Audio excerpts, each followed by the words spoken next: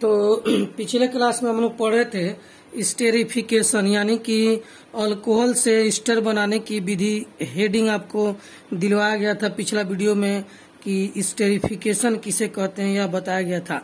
लेकिन उससे पहले जो है कि कंजुगेटेड एस और कंजुगेटेड बेस टॉपिक एक छोटा सा है जो छूट गया है, क्योंकि एसिडिटी ऑफ अल्कोहल के जस्ट बाद है आपको कंजुगेटेड एसिड और कंजुगेटेड बेस, जिसको हिंदी में हम लोग संयुग्मी अम्ल या संयुग्मी क्षार भी कहते हैं। तो स्टेरिफिकेशन पढ़ने से पहले आइए हम लोग पढ़ते हैं आपको कंजुगेटेड एस, कंजुगेटेड बेस या संयुग्मी अम्ल और संयुग्मी क्षार। तो हेडिंग दीजिए सभी को ही, conjugated acid, conjugated base and conjugated क्षार। तो यहाँ पर कुछ कंपाउंड आपको लिखे गए हैं।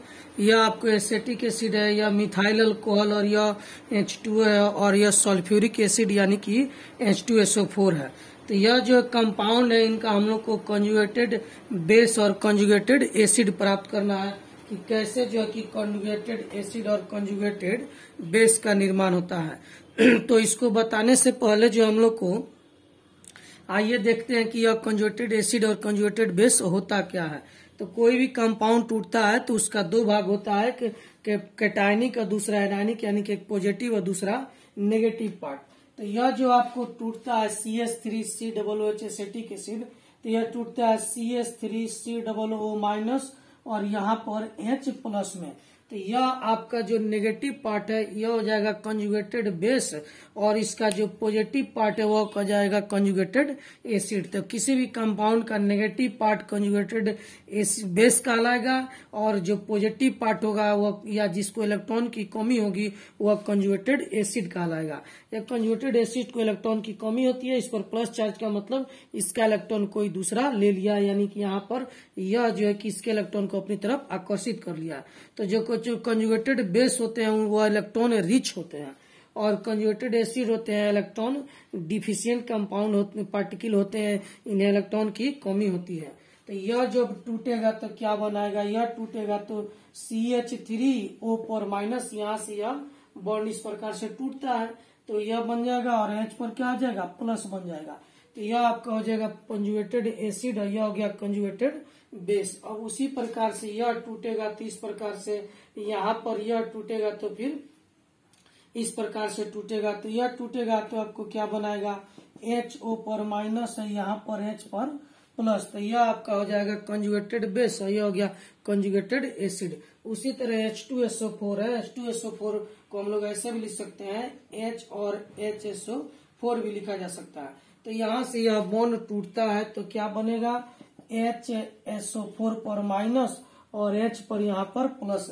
यह बॉन्ड इधर इस प्रकार से टूटता है। तो या फिर चाहे तो हम लोग इसको ऐसे भी लिख सकते हैं, H2SO4 को, इसको हम लोग दूसरा तरीका से भी हम लोग इसको लिख सकते हैं ताकि आप लोग को अच्छे से समझ में आए। तो यहाँ पर इसको ऐसे भी लिखा जा सकता है आपको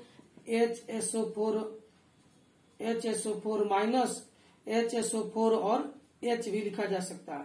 तो यहाँ से क्या होता है कि यह बॉन्ड इधर टूटता है, तो टूटेगा तो क्या बनेगा आपको, तो यहाँ पर HSO4 माइनस और जो है कि H+ क्या हो जाएगा, बाहर निकल जाएगा।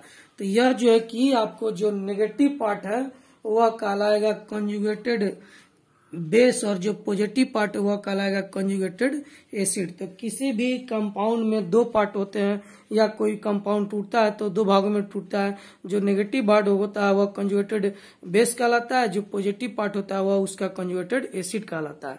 इसमें एक चीज और आपको समझना जरूरी है कि यह कंजुगेटेड बेस जो है कि इसी कंपाउंड का है, यह कंजुगेटेड बेस इस कंपाउंड का नहीं हो सकता है, या यह फिर यह भी कंजुगेटेड बेस है, यह भी कंजुगेटेड बेस, यह भी कंजुगेटेड बेस, और यह भी कंजुगेटेड बेस। तो कंजुगेटेड बेस का कहने का मतलब यह जिस कंपाउंड से टूट कर बना है उसी का यह कंजुगेटेड बेस होगा, या उसी का कंजुगेटेड एसिड होगा। अब यह नहीं कहा जा सकता है कि ठीक है कंजुगेटेड बेस तो है, लेकिन यह कंजुगेटेड बेस कभी भी इस कंपाउंड का यह कंजुगेटेड बेस नहीं हो सकता है। इस कंपाउंड का कंजुगेटेड बेस यही होगा, और इस कंपाउंड का कंजुगेटेड बेस यही होगा।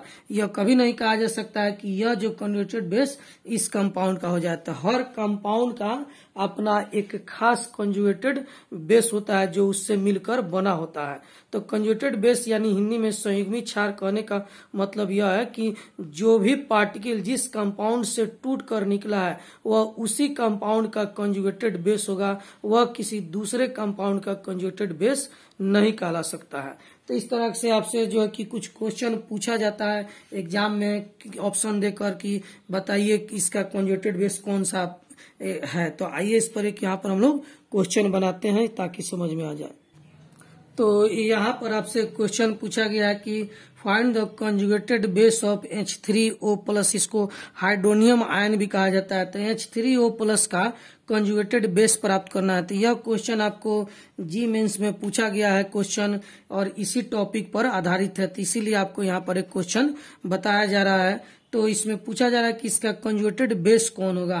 तो यहाँ पर 4 ऑप्शन है, पहला H2O, दूसरा HO-, तीसरा H2O- और चौथा जो है कि H+। तो इसमें जो है कि अधिकांश विद्यार्थी का आंसर क्या हो जाएगा, C H2O-, लेकिन यह गलत हो जाएगा। क्यों गलत हो जाएगा, तो आइए इसको बताते हैं। इसका सही आंसर क्या हो जाएगा, H2O हो जाएगा। इसका सही आंसर हो जाएगा H2O। क्यों, तो आइए इस कंपाउंड को पहले हम लोग लिख कर समझते हैं। तो यहाँ पर है H3O+। तो H3O+, यह जो कंपाउंड किस किस से मिलकर बना होता है इसको तोड़ के देखते हैं। तो यह H2O और H+ से मिलकर बना होता है।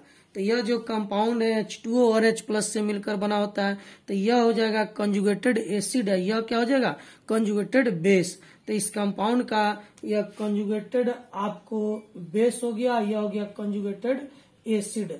तो इस प्रकार से आप देखेंगे तो इसका आंसर क्या हो जाएगा, ए हो जाएगा। क्योंकि यह जब भी कंपाउंड टूटता है तो 2 भाग में टूटता है, यह भाग हो गया और एक यह भाग हो गया। तो इस पर किसी प्रकार का नेगेटिव चार्ज नहीं है, लेकिन फिर भी यह कंजुगेटेड बेस कहलाएगा, क्योंकि इस कंपाउंड के टूटने के बाद यही दोनों पार्टिकल बनते हैं। यहाँ पर ऑक्सीजन के पास नॉन पेयर इलेक्ट्रॉन होता है और यह इलेक्ट्रॉन पर नेगेटिव चार्ज पाया जाता है, इसीलिए यह नेगेटिव चार्ज पार्टिकल के जैसा यह कार्य करता है। तो यह जब भी टूटेगा तो 2 ही पार्टिकल बनाएगा, एक यह, तो यह कंजुगेटेड बेस हो गया, और दूसरा जो पार्टिकल हुआ यह कंजुगेटेड एसिड हो गया, और दूसरा जो पार्टिकल है वह कंजुगेटेड बेस कहलाएगा। तो कोई भी कंपाउंड टूटता है तो उसका कैटायनिक पार्ट यानी जिस पर प्लस चार्ज होगा वो कंजुगेटेड एसिड होता है, और बाकी जो रेस्ट बचता है वह कंजुगेटेड बेस कहलाता है। तो एक टॉपिक छूट गया था स्टेरिफिकेशन पढ़ाने से पहले, तो आइए इसको बता दिए। अब आइए हम लोग पढ़ते हैं स्टेरिफिकेशन। तो यहाँ पर देखेंगे अभी हम लोग जो पढ़ने जा रहे हैं अगला टॉपिक है स्टेरिफिकेशन, यानी कि अल्कोहल से एस्टर बनाने की प्रक्रिया को हम लोग क्या कहते हैं, स्टेरिफिकेशन कहते हैं। तो आप लोग चाहे तो इसका डिफिनीशन लिख सकते हैं। इंग्लिश मीडियम वाले विद्यार्थी लिखेंगे formation of ester from alcohol by the suitable condition is called esterification. ठीक उसी तरह हिंदी मीडियम में जो भी विद्यार्थी वह लिखेंगे कि अल्कोहल से उपयुक्त माध्यम के उपस्थिति में एस्टर बनाने की प्रक्रिया को हम लोग क्या कहते हैं, स्टेरिफिकेशन कहते हैं। तो एस्टर बनाने की प्रक्रिया को स्टेरिफिकेशन कहते हैं। तो एस्टर हम लोग बहुत सारे कंपाउंड से बना सकते हैं, लेकिन यहाँ पर हम लोग किससे एस्टर बनाएंगे, तो यहाँ पर हम लोग अल्कोहल से एस्टर बनाएंगे। तो अल्कोहल का बहुत सारा कंपाउंड से रिएक्शन कराएंगे तो एस्टर का निर्माण होगा। तो आइए इसमें हम लोग पहला देखते हैं। मान लीजिए यहाँ पर एक अल्कोहल है R और OH है।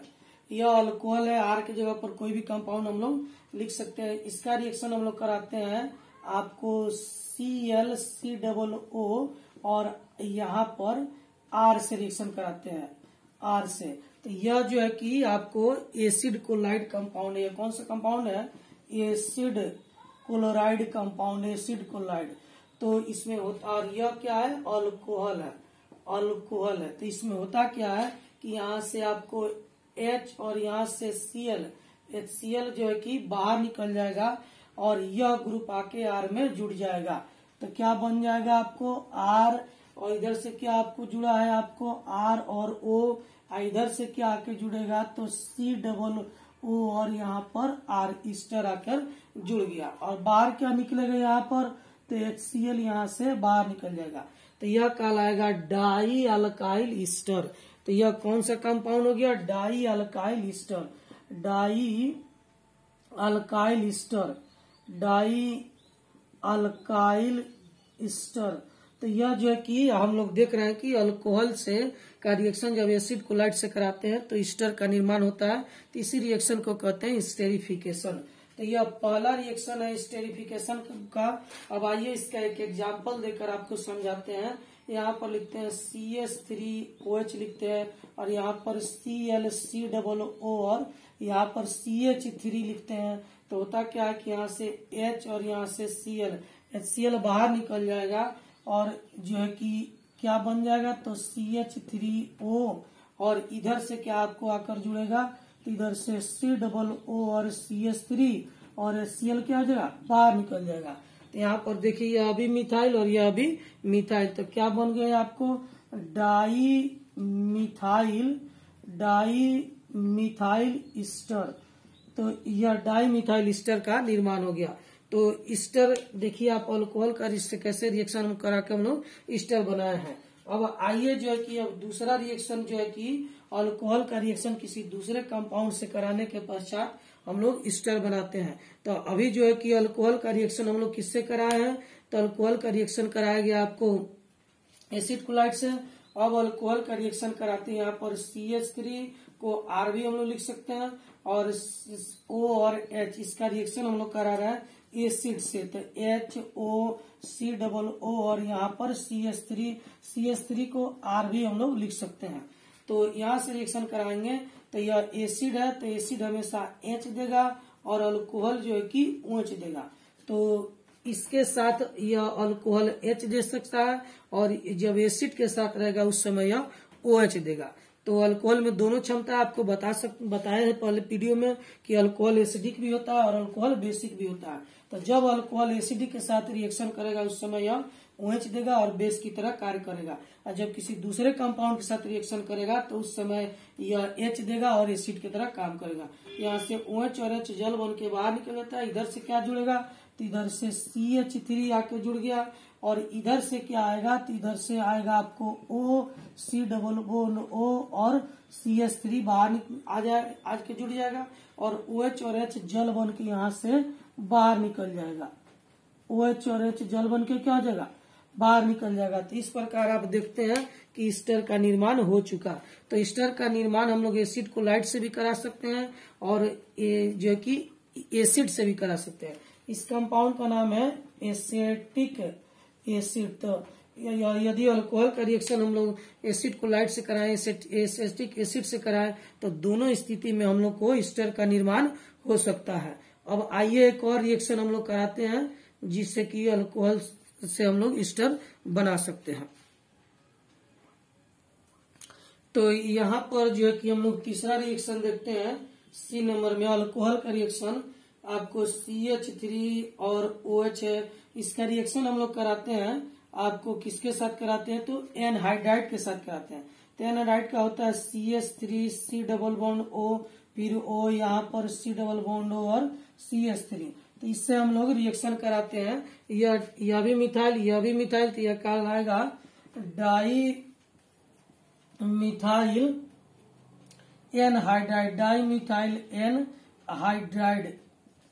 एनहाइड्राइड। तो यह एनहाइड्राइड कंपाउंड से अल्कोहल का रिएक्शन कराएंगे तो क्या होगा तो यहाँ से आपको H निकलेगा और यहाँ से आपको O टूटकर बाहर निकल जाएगा और यह जो ग्रुप है आकर इसमें जुड़ जाएगा। तो क्या बन जाएगा यहाँ पर CH3 इधर से आकर जुटा CH3 और O इस दिशा से आएगा।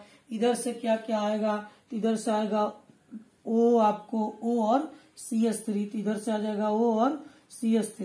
तो यहाँ से इतना दूर यहाँ से देखिए यह आ जाएगा और इतना दूर यहाँ से यह दोनों आके आपस में जुड़ जाएगा। तो यहाँ पर जब जुड़ेगा तो यह स्टर बन गया और बाहर क्या निकलेगा तो CH3 C double bond O और O और इसके साथ यह आपका H। तो एसिड ग्रुप क्या हो जाएगा बाहर निकलेगा। तो इसमें भी स्टर का निर्माण हुआ और एसिड क्या हुआ बाहर निकला।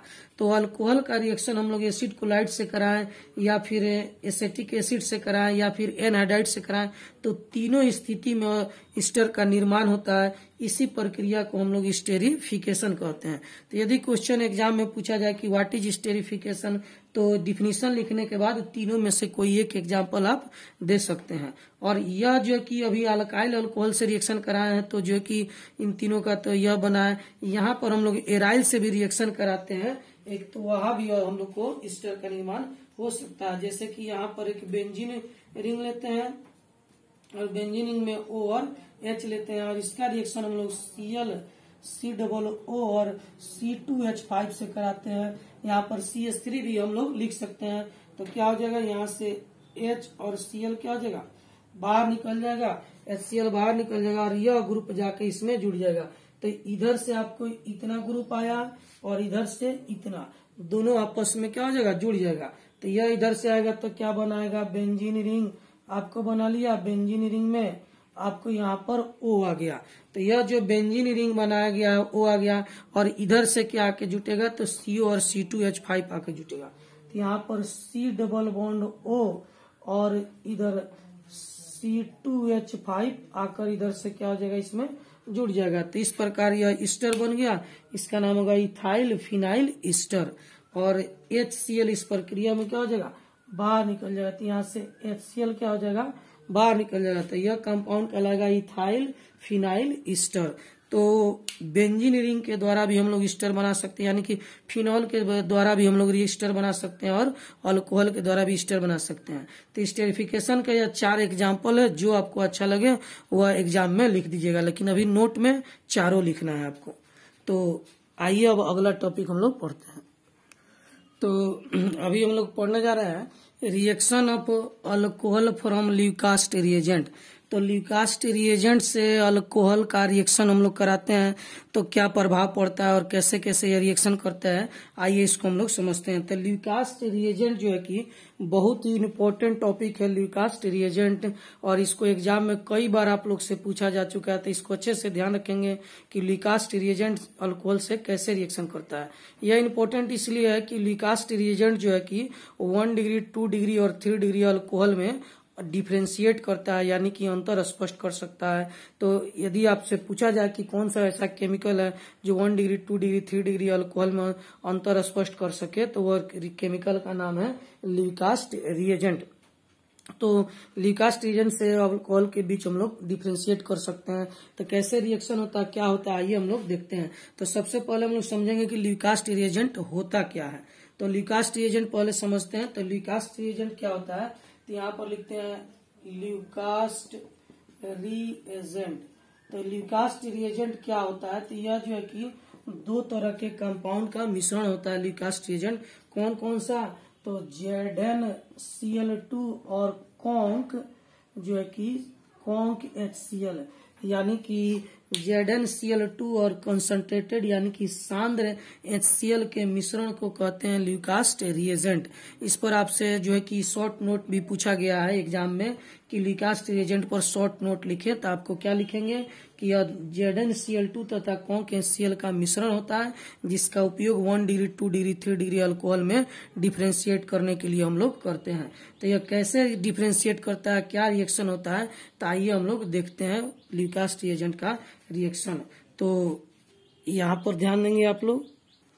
तो यहाँ पर देखेंगे कि यह ल्यूकास्ट रिएजेंट का रिएक्शन हम लोग करा रहे थे। ल्यूकास्ट रिएजेंट में 2 कंपाउंड होता है, कॉन्क HCl और ZnCl2। HCl जो अल्कोहल से रिएक्शन करता है, तो यह आपको 1 डिग्री अल्कोहल है। क्यों 1 डिग्री अल्कोहल है, क्योंकि OH ग्रुप जिस कार्बन से जुटा है उसके एक ही साइड कार्बन के कंपाउंड यानी कि अल्काइल ग्रुप है, इसीलिए यह कार्बन कहलाएगा आपको 1 डिग्री। तो यह आपको हो जाएगा आपको 1 डिग्री, या इसको हम लोग प्राइमरी भी कह सकते हैं, प्राइमरी 1 डिग्री, और प्राइमरी अल्कोहल भी इसको हम लोग कह सकते हैं। यहाँ पर देखेंगे, आप ध्यान देंगे कि यहाँ पर जो कंपाउंड है इसमें OH ग्रुप जिस कार्बन से जुड़ा है उस कार्बन के 2 साइड अल्काइल ग्रुप है, तो यह 2 डिग्री और सेकेंडरी अल्कोहल कहलाएगा। तो यहाँ पर हम लोग इसको लिखते हैं, इसको हम लोग लिखेंगे 2 डिग्री और सेकेंडरी अल्कोहल, 2 डिग्री और सेकेंडरी अल्कोहल। उसी प्रकार यहाँ पर देखेंगे तो यहाँ पर OH ग्रुप जिस कार्बन से जुड़ा हुआ है उस कार्बन के 3 साइड जो है कि अल्काइल ग्रुप है, तो तीनों साइड अल्काइल ग्रुप है, तो यह कार्बन हो जाएगा आपको 3 डिग्री, क्योंकि इसके 3 साइड अल्काइल ग्रुप यानी कार्बन के कंपाउंड है। तो यह आपको हो जाएगा, इस कार्बन का डिग्री हो जाएगा आपको 3 डिग्री और टर्शियरी, इसको कहेंगे 3 डिग्री और टर्शियरी, जो है कि आपको 3 डिग्री और टर्शियरी अल्कोहल के नाम से इसको हम लोग जानते हैं। तो यह तीनों अल्कोहल से यह जो है कि रिएक्शन करता है कौन के Cl और ZnCl2। तो कैसे रिएक्शन करता है, क्या होता है, यहाँ पर देखते हैं। तो इसमें होता क्या है कि यहाँ से OH बाहर निकलता है और एसिड से H बाहर निकलता है, जल बन के OH और H क्या होगा, बाहर निकल जाएगा और यहाँ पर RH, H और Cl बन गया और यहाँ पर H और OH जल बन के क्या हो गया, बाहर निकल गया। उसी प्रकार यहाँ भी वही रिएक्शन होता है, आपको यहाँ से OH और यहाँ से H जो है कि बाहर निकल जाएगा और यह Cl आकर इसमें जुड़ जाएगा। तो क्या बनेगा आपको R, यहाँ पर भी R, यहाँ पर H, यहाँ पर आपको Cl आके जुड़ गया और बाहर क्या निकला आपको H और OH क्या हो जाएगा, बाहर निकल जाएगा। उसी तरह आपको यहाँ भी देखेंगे हम लोग, तो यहाँ से OH और जो है कि आपको H बाहर निकल जाता है और यह Cl आके इसमें जुड़ जाता है। तो क्या कंपाउंड बनेगा, R, यहाँ पर भी R, फिर यहाँ भी R, यहाँ पर Cl आके जुड़ गया और जल जो है कि बाहर निकल गया, H और OH क्या हो जाएगा, बाहर निकल गया। तो इस जल को हम लोग ऐसे भी लिख सकते हैं और ऐसे भी लिख सकते हैं, इसमें कंफ्यूजन नहीं होना चाहिए, दोनों सेम चीज है। तो यहाँ पर तीनों में सेम रिएक्शन हुआ, तीनों में अल्काइल हैलाइड का ही निर्माण हुआ और जल क्या हो गया, बाहर हो गया। तो फिर अंतर कैसे स्पष्ट होता है, तो अंतर में इसमें है रिएक्शन का टाइमिंग। जैसे ही हम लोग जो है कि 3 डिग्री अल्कोहल में ल्यूकास्ट रिएजेंट डालते हैं तो तुरंत धुआं उत्पन्न हो जाता है, यानी ये टर्बिडिटी कम्स सून, turbidity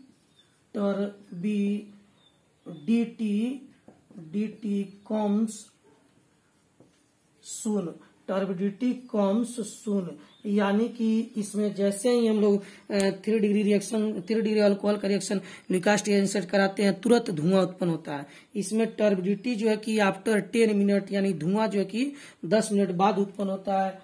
turbidity comes after 10 minute, तो टर्बिडिटी कम्स आफ्टर 10 मिनट, तो 10 मिनट बाद जो है कि धुआं उत्पन्न होता है। और इसमें जो है कि नॉर्मल तापमान पर धुआं नहीं उत्पन्न होता है, यानी कि टर्बिडिटी एब्सेंट, टर्बिडिटी जो है कि इसमें उत्पन्न नहीं होता है। तो यही इसका पहचान है, यानी कि कैसे हम लोग पहचानेंगे। तो आइए इसको लिए आपके लिए थोड़ा सा एक हम लोग यहाँ पर एक प्रयोग करते हैं, इस प्रयोग से आपको बताया जा रहा है।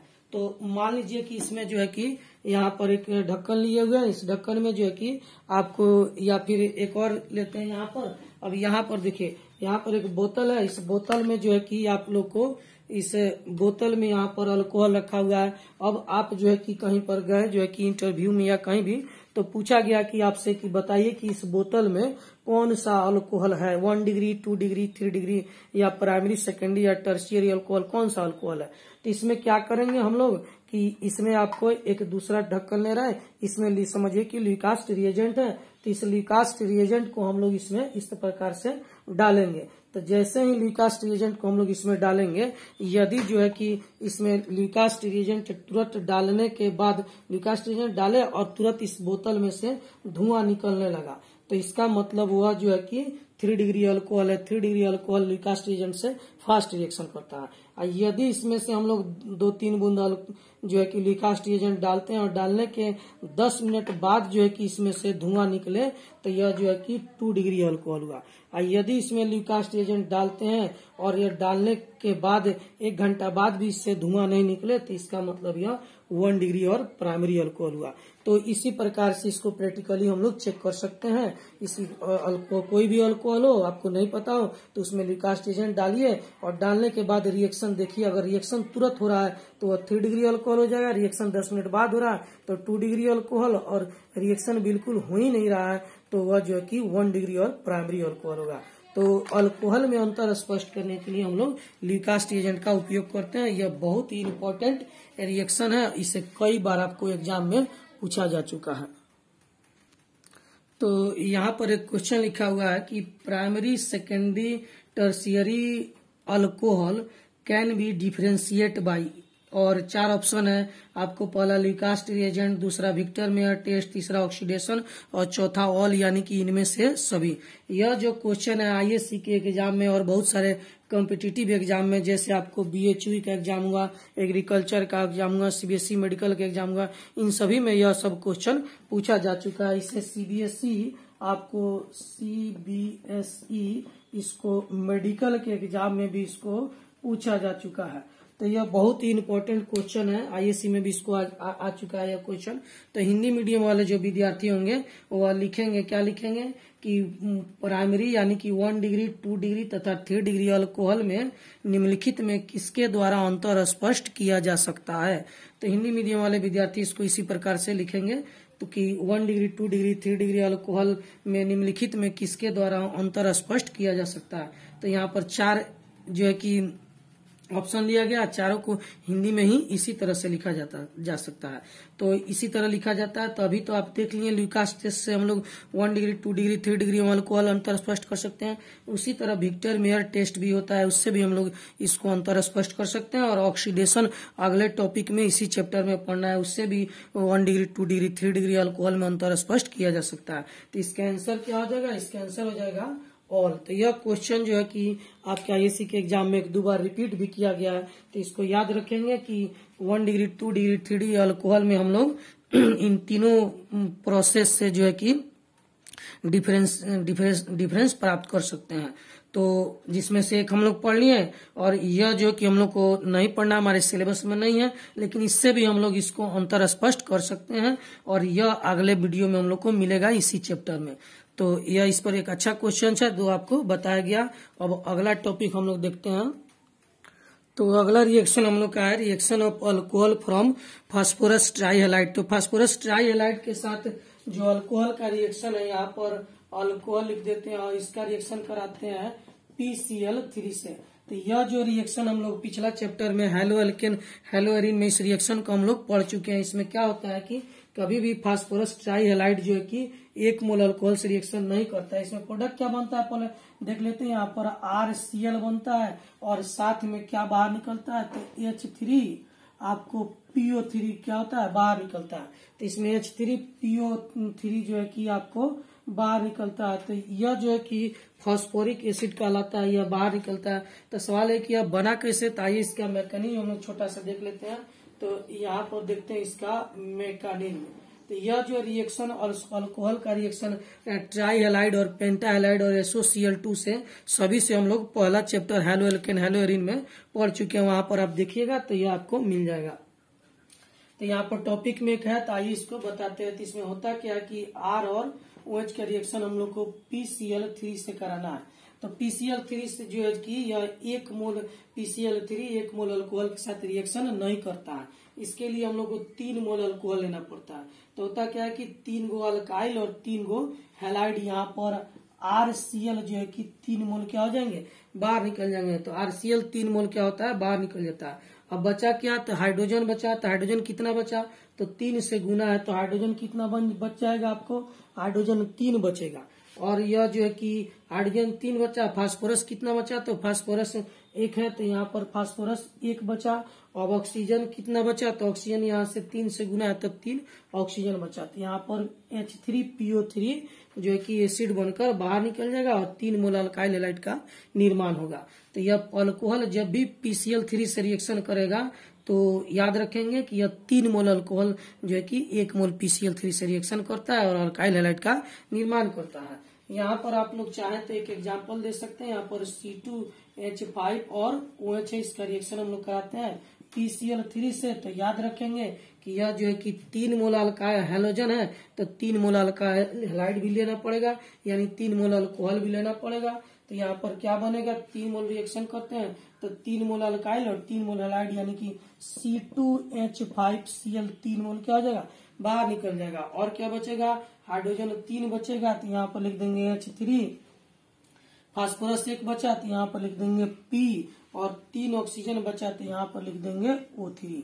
तो यह जो आपको रिएक्शन है ये आपके बुक में जो है कि लिखा हुआ है लैंग्वेज के रूप में, और इसको हम लोग रिएक्शन के रूप में आपको बना के यहाँ पर दिए हुए हैं। इस तरह से आपके बुक में नहीं है, तो इसको आप पढ़ेंगे और जो भी कन्फ्यूजन होगा आप हमसे फिर पूछेंगे। पूछने का समय आपको बता दिया गया, रात को 8 बजे आपको कॉल करके हमसे पूछ सकते हैं।